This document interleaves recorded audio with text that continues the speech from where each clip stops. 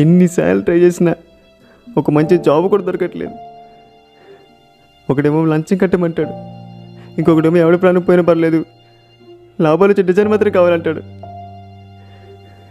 ఇలా అయితే అమ్మ బంగారు ఎలా బయట తీసుకురావాలి? అప్పులు సీట్లు ఎలా కట్టాలి?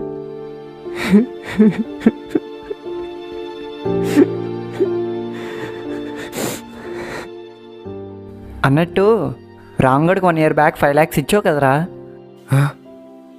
రామ్గఢ్